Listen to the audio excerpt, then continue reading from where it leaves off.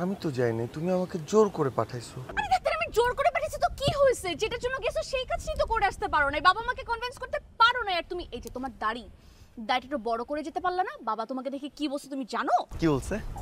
বলছে তুমি একটা শিশু, এই শিশুর সাথে তার মেয়ের বিয়ে সে দিবেন।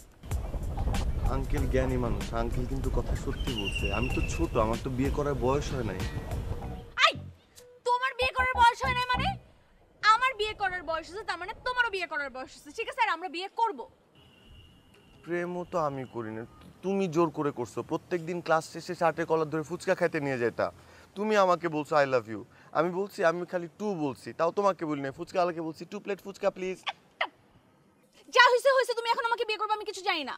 কিভাবে বিয়ে করবো?